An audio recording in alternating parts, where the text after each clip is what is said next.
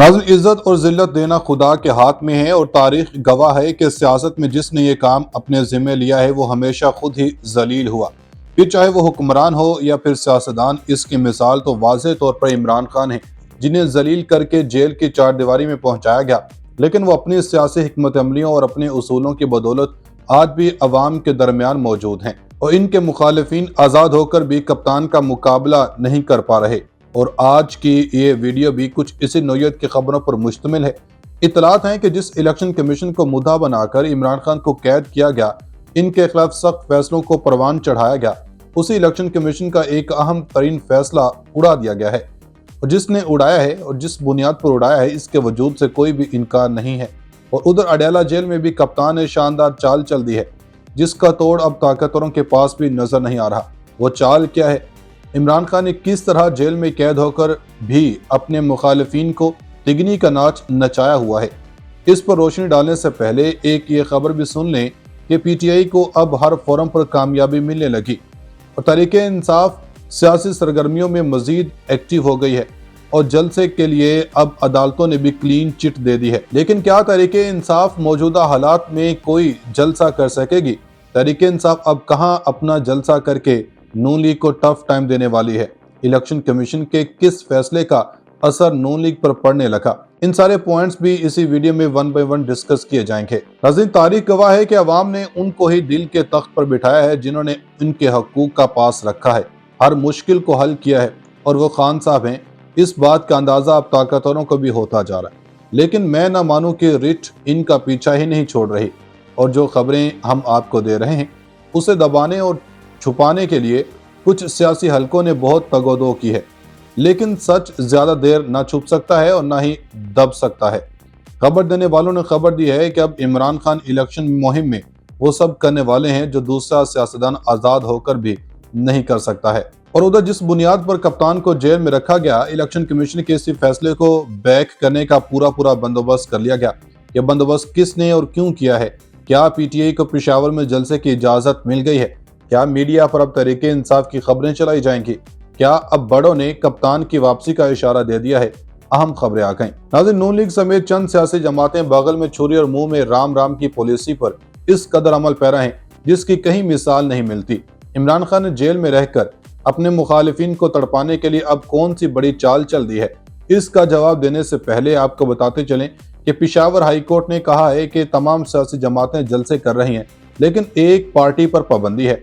सियासी जमातें जलसे कर रही हैं मगर डिप्टी कमिश्नर्स को कोई मसला नहीं होता, लेकिन एक पार्टी दरखास्त देती है तो दफा 144 लगा दी जाती है। पीटीआई को कन्वेंशन की इजाजत न मिलने पर तौहीन अदालत की दरखास्त पर पेशावर हाई कोर्ट में दोबारा समाअत हुई। एडवोकेट जनरल और दरखास्त गुजार वकील पेश हुए। एडवोकेट जनरल ने कहा कि डिप्टी कमिश्नर्स डीपीओज का इजलास हुआ। इजलास में कन्वेंशन और जलसों के लिए एसओपीज तैयार किए गए। तमाम सियासी जमातों को पहले दरखास्त देनी होगी और उसके बाद एसओपीज के मुताबिक जलसे या कन्वेंशन किए जा सकते हैं। जस्टिस एजाज अनवर ने कहा कि अब इलेक्शन हो रहे हैं, सबको यकसा मौके देने चाहिए। वकील दरखास्त गुजार अली जमान एडवोकेट ने कहा कि हमने कई बार दरखास्त दी लेकिन हमें इजाज़त नहीं दी जा रही, जबकि कल भी पेशावर में जमात इस्लामी के अमीर सिराजुल हक साहब ने बड़ा जलसा किया। जस्टिस एजाज अनवर ने कहा कि मसला यह है कि बाकी सियासी जमातें जलसे कर रही हैं लेकिन एक पार्टी पर पाबंदी है। हमारी तशवीश ये है कि बाकी सियासी जमातें जलसे कर रही हैं, डिप्टी कमिश्नर्स को कोई मसला नहीं होता। जब एक पार्टी दरखास्त देती है तो फिर दफा 144 लगा दी जाती है। एडवोकेट जनरल ने कहा कि रिपोर्ट है कि अमन अमान के सीरियस थ्रेट्स हैं, कुछ सियासी पार्टीज और रहनुमाओं को सीरियस थ्रेट्स हैं। जस्टिस एजाज अनवर ने कहा कि हम चाहते हैं कि इलेक्शन पुरअमन तरीके से हो जाए। आप अगर इस तरह इन रिपोर्ट्स के पीछे लगे रहेंगे तो फिर तो इलेक्शन भी नहीं होंगे। वकील दरखास्त गुजार शाह फैसल एडवोकेट ने कहा कि हम दरखास्त देंगे या हमें कल जलसे की इजाज़त दें। जस्टिस एजाज अनवर ने कहा कि हुकूमत ने अब एसओपीज बनाए हैं, उसके मुताबिक आप दरखास्त दें। सड़क पर किसी को जलसे की इजाज़त नहीं है। सड़क पर किसी भी सियासी पार्टी को इजाज़त दी गई तो इस डिप्टी कमिश्नर के खिलाफ कार्रवाई करेंगे। जस्टिस शकील अहमद ने कहा कि जलसे करें लेकिन सड़कें बंद ना हो। सियासी पार्टी अपना मंशूर पेश करें, जिसे वोट देना है वो उनको वोट दें। एडवोकेट जनरल ने कहा कि ये एसओपीज के मुताबिक हल्फ दें कि इदारों के खिलाफ तकरीर नहीं करेंगे। वकील दरखास्त गुजार ने कहा कि हमें फिर इजाज़त नहीं देंगे। अदालत ने कहा कि एसओपीज आ गए हैं और अब ये रिकॉर्ड का हिस्सा हैं। दफा 144 की मुद्दत खत्म होने के बाद आप दरखास्त दें। وکیل درخواست گزار نے کہا کہ جس وکیل نے کنونشن کے لیے درخواست دی اسے ہراساں کیا جا رہا ہے۔ اس پر عدالت نے کہا کہ اس میں متعلقہ پولیس افسر کو آئندہ سماعت پر بلا لیتے ہیں، آپ SOPs کے مطابق درخواست دیں اور اداروں پر اتنا تنقید نہ کریں۔ بعد ازاں عدالت نے سماعت 29 نومبر تک ملتوی کر دی۔ ناظرین، اطلاعات یہ بھی موصول ہوئی ہیں کہ پاکستان تحریک انصاف نے الیکشن کمیشن کے انٹرا پارٹی الیکشن سے متعلق فیصلے کو چیلنج کرنے کا اعلان کیا ہے۔ PTI کے وکیل بیرسٹر گوہر نے کہا کہ بلے کا نشان PTI کے پاس ہی رہے گا، چیئرمین PTI کو کوئی مائنس نہیں کر سکتا۔ ترجمان تحریک انصاف نے کہا کہ پارٹی انتخابات سے متعلق لائحہ عمل چیئرمین کی ہدایت کی روشنی میں کور کمیٹی طے کرے گی۔ دوسری جانب تحریک انصاف کے سینئر رہنما حامد خان نے کہا کہ اس وقت پارٹی لیڈرشپ اور کارکن جیل میں ہیں یا روح پوش ہیں، ان حالات میں انٹرا پارٹی الیکشن کروانا مشکل ہے۔ انہوں نے کہا کہ الیکشن کمیشن کا فیصلہ درست نہیں، چیئرمین PTI کو پارٹی الیکشن لڑانے پر غور کریں گے۔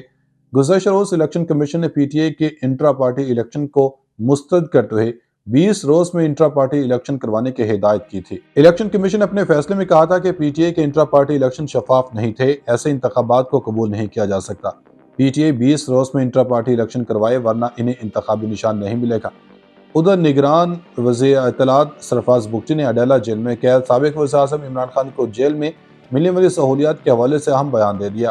سرفراز بگٹی نے کہا کہ عمران خان عدالتوں کے لاڈلے ہیں، چیئرمین PTI کو جیل میں سہولیات کا کوئی اور شہری تصور نہیں کر سکتا۔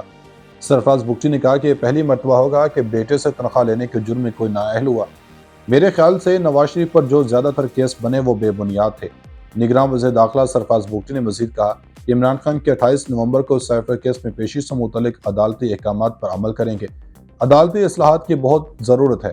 خیال ہے کہ آفیشل سیکرٹ ایکٹ کی عدالت نے سائفر کیس میں چیئرمین PTI اور شاہ محمود قریشی کو 28 نومبر کو عدالت پیش کرنے کا حکم دے رکھا ہے۔ گزشتہ روز الیکشن کمیشن نے PTI کے انٹرا پارٹی الیکشن کو مسترد کرتے ہوئے 20 روز میں انٹرا پارٹی الیکشن کروانے کی ہدایت کی تھی۔ الیکشن کمیشن نے اپنے فیصلے میں کہا تھا کہ PTI کے انٹرا پارٹی الیکشن شفاف نہیں تھے، ایسے انتخابات کو قبول نہیں کیا جا سکتا۔ PTI 20 روز میں انٹرا پارٹی الیکشن کروائے ورنہ انہیں انتخابی نشان نہیں ملے گا۔ ادھر نگران وزیر اطلاعات سرفراز بگٹی نے اڈیالہ جیل میں قید سابق وزیر اعظم عمران خان کو جیل میں ملنے والی سہولیات کے حوالے سے اہم بیان دے دیا۔ سرفراز بگٹی نے کہا کہ عمران خان عدالتوں کے لاڈلے ہیں، چیئرمین PTI کو جیل میں سہولیات کا کوئی اور شہری تصور نہیں کر سکتا۔ سرفراز بگٹی نے کہا کہ یہ پہلی مرتبہ ہوگا کہ بیٹے سے تنخواہ لینے کے جرم میں کوئی نااہل ہوا۔ میرے خیال سے نواز شریف پر جو زیادہ تر کیس بنے وہ بے بنیاد تھے۔ نگراں وزیر داخلہ سرفراز بگٹی نے مزید کہا کہ عمران خان کے 28 نومبر کو سائفر کیس میں پیشی سے متعلق عدالتی احکامات پر عمل کریں گے۔